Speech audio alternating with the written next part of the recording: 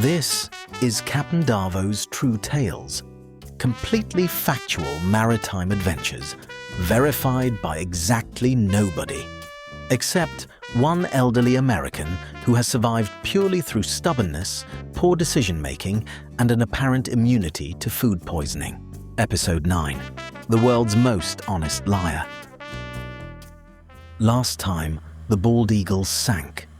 Craig disappeared. The harbour master vanished. The Jade Lion was missing from the burning yacht, which, as everyone knows, is generally considered a bad day. Captain Magic didn't celebrate. He simply untied the lines, whilst Captain Davo pointed the bow towards Indonesia. Because if there was one thing Captain Magic understood, it was that secrets never stay in Singapore. They simply stop there for fuel. Dawn slowly painted the Singapore Strait orange. Giant container ships marched silently towards the horizon. Ferries darted between them like mosquitoes. Fishing boats ignored everyone. And somewhere behind them, Singapore quietly disappeared into the morning haze. So, are you finally going to tell us where we're going? We are going to Batam. Batam? I thought we were going somewhere exciting. Batam is exciting. Last time I went to Batam, I got food poisoning and bought a fake Rolex, like the one that Uncle Freddy wears at the mess bar of the Republic of Singapore Yacht Club. Did the Rolex work? Better than the food. Magic almost smiled, which, for Captain Magic, was roughly equivalent to throwing a birthday party. Why Batam? Because answers travel. They rarely travel alone. And they almost always stop in Batam. That doesn't explain anything. Correct. Nobody spoke for several minutes. The Nordic continued north. Flying fish skipped across the surface. A tugboat pushed an impossibly large barge. Somewhere off the port bow, a karaoke version of La Bamba drifted across the water from a passing boat. Very good too. They should arrest whoever's singing. 2 hours later, Batam appeared. Cranes, shipyards, ferries, floating restaurants, luxury marinas that have seen better days in the past, fishing villages. Every type of boat ever invented appeared to exist within the same square kilometer. Indonesia has a unique talent. It somehow makes complete chaos look perfectly organized. I love this place. Why? Nobody seems to know what's happening. It's because nobody does. Darvo eased alongside a floating pontoon. Waiting on the dock stood a neatly dressed Indian gentleman. Crisp white shirt, pressed trousers, highly polished shoes. Shoes so clean they looked offended by the marina. Captain Magic, it's good to see you again. Akash, I wish I could say the same.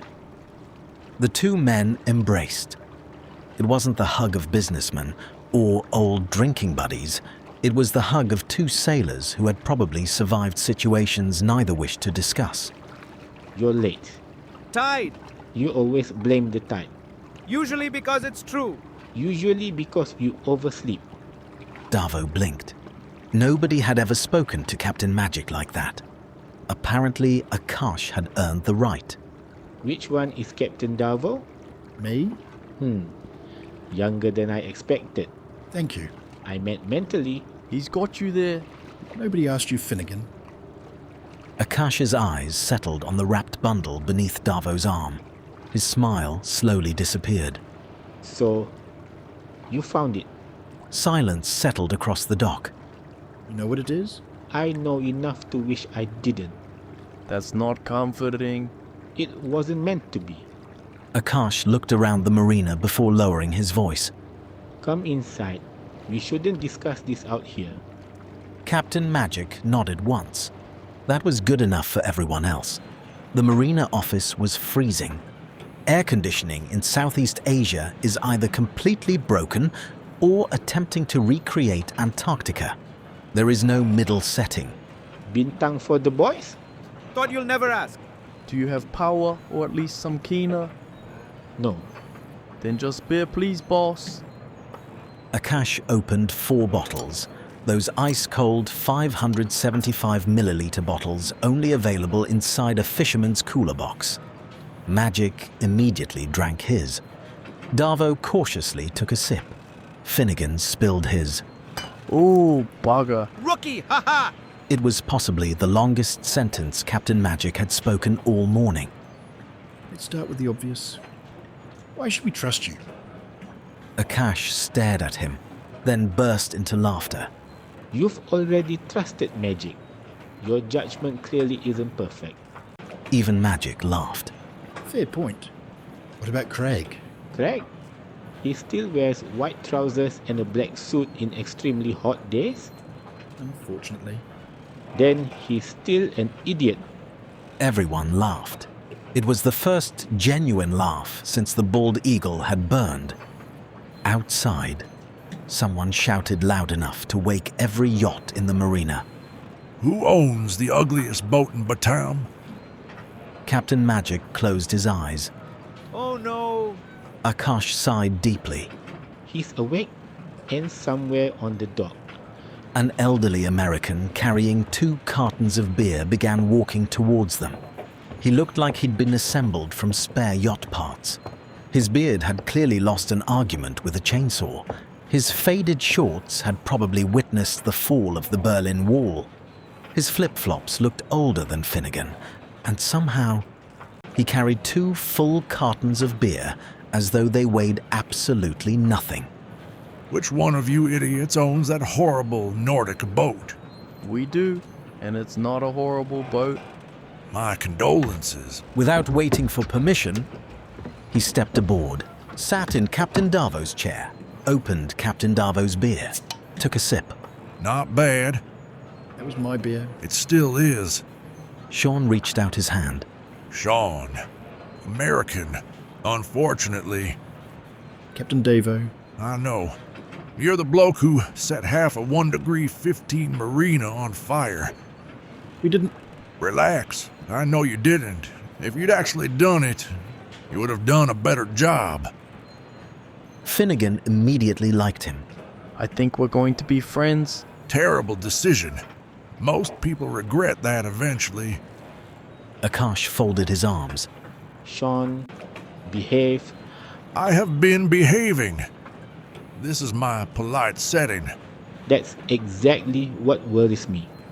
Sean wandered over to the rail. He pointed across the marina. Nestled quietly between 2 enormous motor yachts floated a tiny green and yellow yacht. She looked impossibly small, impossibly simple, impossibly elegant. There she is. Vega. That's your yacht? Of course. She's the prettiest girl I've ever married. You said you've been married 5 times. Exactly. She's the only one still talking to me. Finnegan laughed so hard he nearly dropped his beer again. How old is she? Older than most governments. Seriously. Built in 1892. Seriously? No, but she behaves like it. Ignore him. It's the historic vessel Vega. He's owned her for decades. Old Norwegian merchant ship. The rest changes every time he tells the story. History should remain flexible. I've sailed every island in Indonesia. Twice. Once. Fine. Once intentionally. Darvo couldn't tell whether the man was joking. That feeling would continue for the rest of the afternoon. I've been arrested in every ASEAN country. That's not true. You're right. Brunei never caught me. Silence. Even Akash wasn't sure if that was a joke. I once accidentally became Commodore of a yacht club. Accidentally? Thought it was a lucky draw. Was it? Apparently not. I once sailed from Borneo to Sulawesi with 27 goats. Why? They needed moving. Who paid you? Nobody. Then why did you do it? That's actually an excellent question. Nobody received an answer. Another beer disappeared, then another. Nobody ever saw Sean open them. They simply seemed to become empty whenever he was nearby. Don't believe 90% of what he says. Which 10% is true? That's the dangerous part. Nobody knows. Sometimes not even Sean.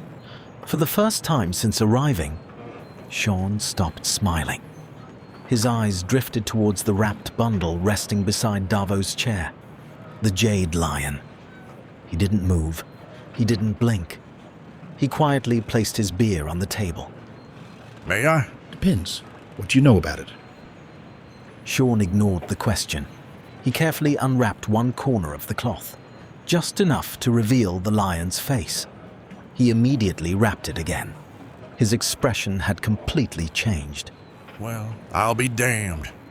You've seen it before? No, but I've spent 30 years looking for it. Nobody spoke. Funny thing about legends. Most aren't real. This one is. What is it? That's the wrong question. Then what's the right question? Why is everyone willing to kill for something that isn't worth very much? Davo looked down at the lion.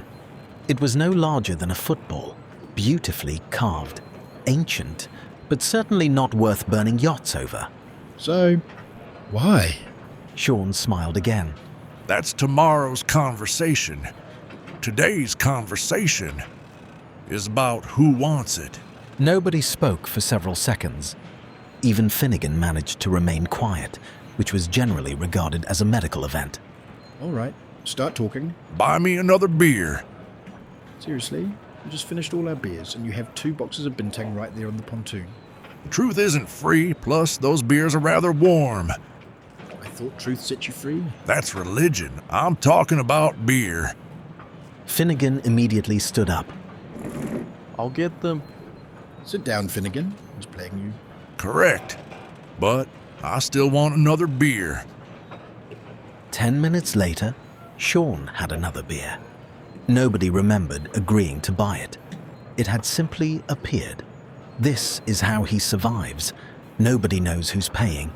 Community spirit. You said you've been chasing the lion for 30 years. Why? 'Cause I was young, stupid, curious, mostly stupid. Did you ever find it? Once? Really?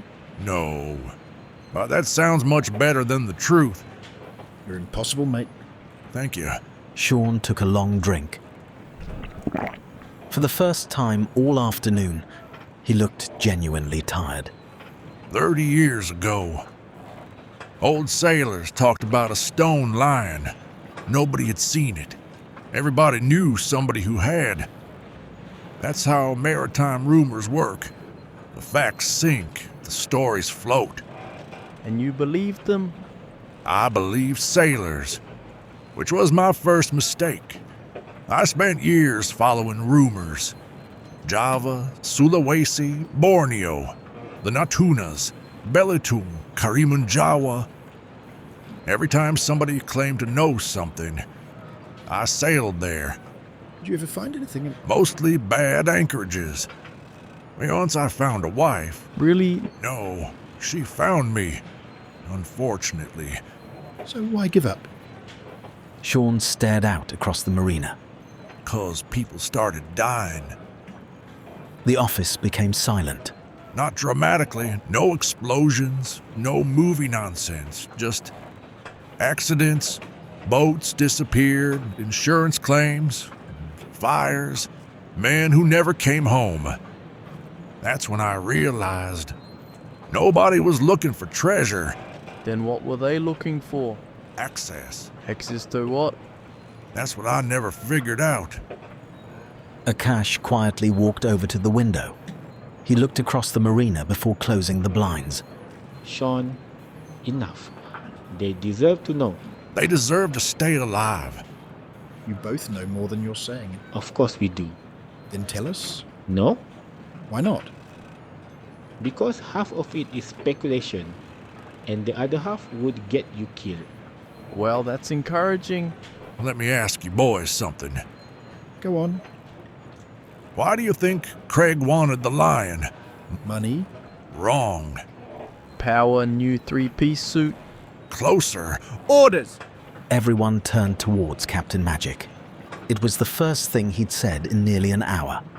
Exactly. Craig isn't clever enough to organize something like this. Men like Craig work for someone. Who? That's the question. Sean grabbed a coaster. He drew a circle, then another, then connected them with lines. Marina managers, customs officers, shipping agents, tug operators, chandlers, surveyors, registration offices. That's just the marine industry. Exactly. The best place to hide is somewhere nobody bothers looking. If you wanted to move a stolen yacht, you don't need pirates. You need paperwork. You need fake ownership, new names, fresh paint, new registration, 3 signatures. Suddenly, yesterday's stolen yacht belongs to somebody else. That actually happens. More often than you'd like to believe. So where does the lion fit into all this? Sean smiled. That's why you're going to Langkawi. You know someone there. Everybody knows him. Captain C? Captain C, also known as CC and Dry. Weird fellow, terrible taste in shirts. Brilliant sailor. Don't insult his shirts. I wasn't insulting them, I was warning them. Can we trust Captain C? Sean thought for several seconds. Trust? No. Respect? Absolutely. There's a difference. Outside, the afternoon rain finally arrived. Tropical rain hammered the marina roof. Thunder rolled across Batam. Sean finished his beer, then somehow acquired another one. Where do they keep coming from? We've been trying to answer that question for 15 years. Somewhere outside, a halyard slapped rhythmically against an aluminium mast. It sounded strangely like a countdown. All right, let's stop speaking in riddles. Who actually wants the lion? Sean slowly leaned back. He finished his beer, then looked at Captain Magic. How much have you told them? Enough! No, you haven't. Listen carefully. Forget pirates. Forget buried treasure. Forget secret caves. The real world is much more boring, which is exactly what makes it dangerous. That's disappointing. Reality usually is. The sea doesn't belong to anyone, but ports do, marinas do, registries do, customs do. Whoever controls paperwork controls where boats can exist. So this is about stolen boats? Sometimes insurance fraud, false ownership, disappearing vessels, new identities, sanctioned yachts suddenly becoming perfectly legal. It happens more often than people realize. But where does Craig and the harbor master fit in? Craig doesn't fit. Craig is useful. Meaning? Men like Craig and the don't build networks. They keep gates open. They ask fewer questions. They look the other way. Sometimes they receive envelopes. Sometimes they don't even know who they're working for. And the harbour master? Sean shrugged. Maybe, maybe not. Never assume the loudest person is in charge. Usually they're just trying to impress someone else. So who's actually running everything? I don't know. That's why I'm still alive. I don't follow. The people who figured it out stop talking. Nobody laughed. Captain Magic quietly unfolded a paper chart. He placed it on the table. It was covered in handwritten notes. Tiny circles, pencil arrows, dates, harbour names. You made this? No! We did. Sean smiled.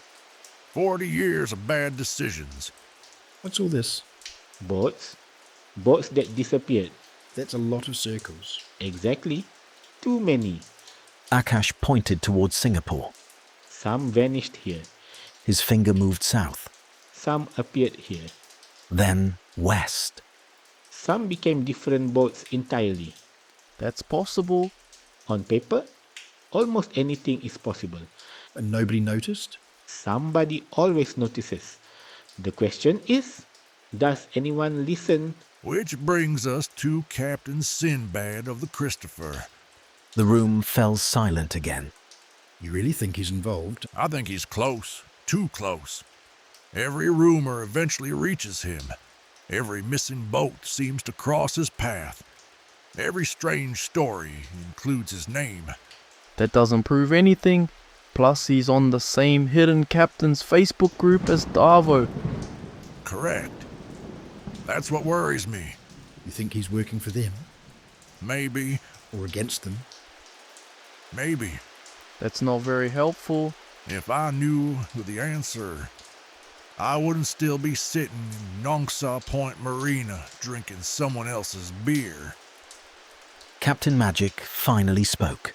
Sinbad lies, but not always. Exactly. That's the problem with good liars. They occasionally tell the truth. What if Captain C is involved too? Sean laughed. Captain C? Impossible. You're certain? No. But if Captain C wanted you dead, you'd already be dead. Finnegan looked uncomfortable. Somehow. That isn't reassuring. Thunder cracked overhead. The lights flickered.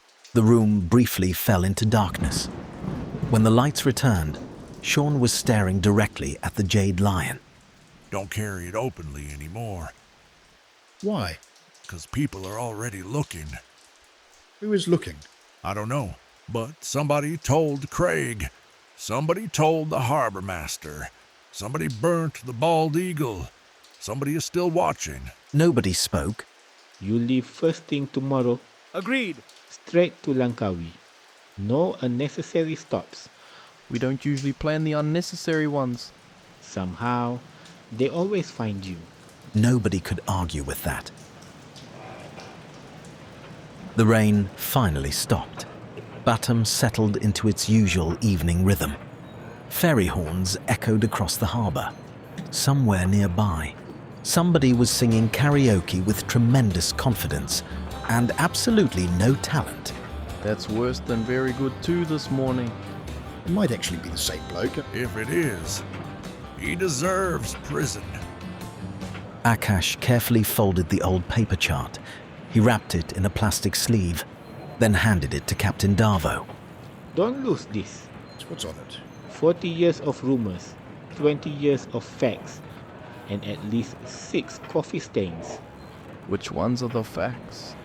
That's for Captain C to explain. Why Captain C? Why not tell us yourselves? Because he knows the ending, we only know the beginning. And the middle, mostly the middle, That's why nobody likes you, Sean. statistically untrue. Sean stood up. He walked slowly towards the dock, then stopped. Without turning around, he spoke. Captain Davo, Yeah? stop trying to solve the mystery. Why? Sail it, What does that even mean? You'll understand later. I hate wise old people. Good. That feeling is mutual.